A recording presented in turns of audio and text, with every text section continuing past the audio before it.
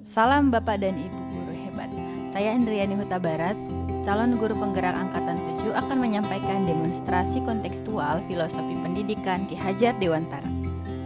Tujuan pendidikan menurut Ki Hajar Dewantara adalah menuntun segala kekuatan kodrat yang ada pada anak-anak agar mereka sebagai manusia dan anggota masyarakat dapat mencapai keselamatan dan kebahagiaan yang setinggi-tingginya.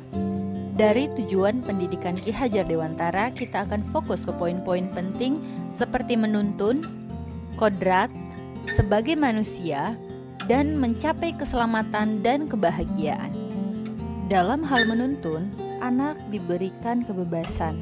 Namun, pendidik berperan sebagai pamong dalam memberikan tuntunan dan arahan agar anak tidak kehilangan arah dan membahayakan dirinya. Ki Hajar Dewantara menjelaskan bahwa dasar pendidikan anak berhubungan dengan kodrat alam dan kodrat zaman. Kodrat alam diartikan sebagai lingkungan alam tempat peserta didik berada, baik kultur budaya maupun kondisi alam geografisnya. Kodrat alam berhubungan juga dengan karakter dasar anak. Ada anak yang disiplin, bertanggung jawab, rajin, jujur, malas, pemalu, penakut, pasif, dan sikap lainnya. Maka selayaknya guru harus bisa menjadi model positif teladan yang baik bagi mereka. Kodrat zaman diartikan perubahan dari waktu ke waktu.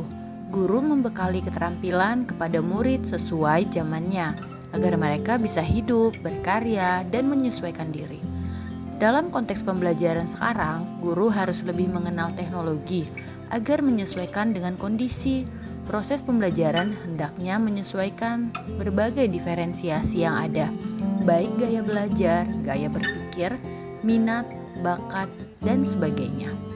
Trilogi pendidikan yang dicetuskan oleh Ki Hajar Dewantara merupakan sebuah modal awal yang sangat penting dalam dunia pendidikan untuk menunjukkan eksistensi kita.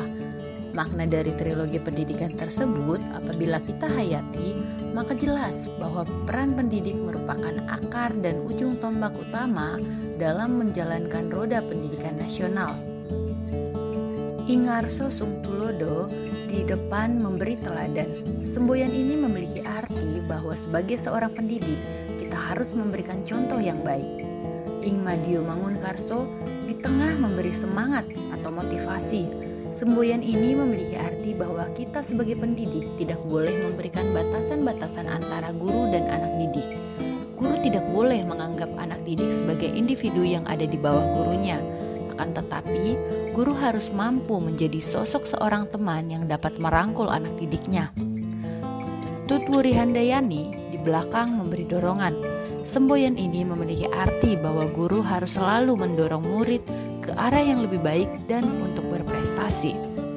Pendidikan adalah suatu proses yang tidak diam. Ia harus terus berubah dan berkembang sesuai dengan kondisi murid dan kondisi zaman. Untuk itu, sebagai guru, kita harus ikut berkembang dan mengikuti perkembangan zaman. Hal ini berkaitan erat dengan asas trikon yang disampaikan oleh Ki Hajar Dewantara yang terdiri atas 3 asas yang berawalan kon, yaitu kontinu, konvergen, dan konsentris. Kontinu merupakan pengembangan pendidikan yang harus dilaksanakan secara berkesinambungan, dilakukan terus-menerus dengan membuat perencanaan yang baik. Karena suatu kondisi yang baik tidak akan mudah dicapai dalam waktu yang singkat seperti sulap. Melalui perencanaan yang dilanjutkan pelaksanaan dan diakhiri dengan evaluasi dan perbaikan yang tepat. Konvergen merupakan pengembangan pendidikan yang dilakukan bila mengambil dari berbagai sumber di luar negeri, namun harus disesuaikan dengan kebutuhan yang kita miliki sendiri. Seperti sekarang, era digital yang telah memudahkan para guru untuk dapat mempelajari berbagai informasi pendidikan dari mana saja dan kapan saja.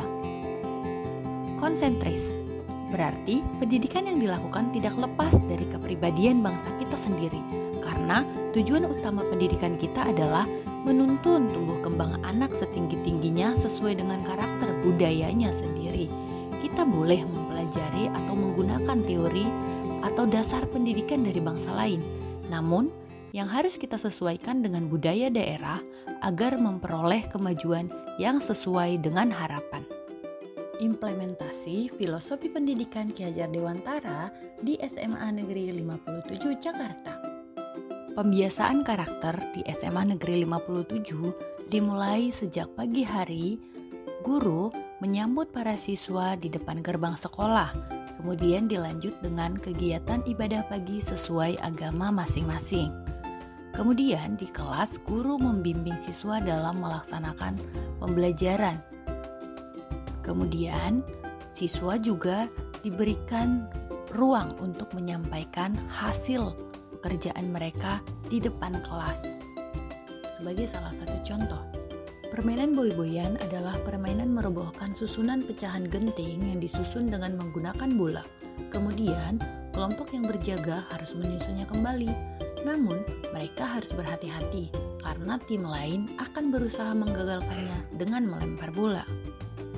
Apabila berhasil menyusun pecahan genting tersebut, mereka berteriak boy-boy, yang artinya mereka memenangkan permainan.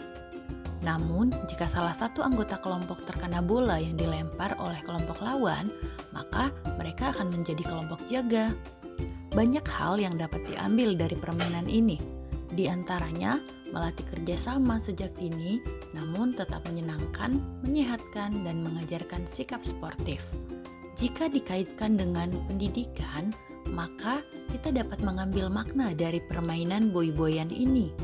Pada permainan ini, anak dituntut untuk berpikir kreatif untuk memikirkan strategi untuk menyusun kembali menara tanpa terkena bola dari kelompok penjaga. Demikian halnya dengan belajar. Siswa dianggap untuk berpikir kreatif untuk dapat menyelesaikan tugas-tugas yang diberikan oleh guru. Karena permainan ini adalah permainan tim, maka dibutuhkan kerjasama yang baik antar tim. Begitu pula halnya dengan belajar. Bukan hanya antar siswa saja yang perlu bekerja sama, namun antar guru dan siswa harus melakukan kerjasama yang baik untuk mencapai tujuan pendidikan yang baik. Dalam permainan ini juga dilatih aspek sosial. Melalui permainan ini, anak dapat bersosialisasi dengan teman-temannya. Demikian halnya dengan belajar. Saat anak kita tuntut untuk berdiskusi kelompok, maka mereka akan bersosialisasi dengan teman di kelasnya. Demikian pemaparan yang dapat saya sampaikan. Terima kasih.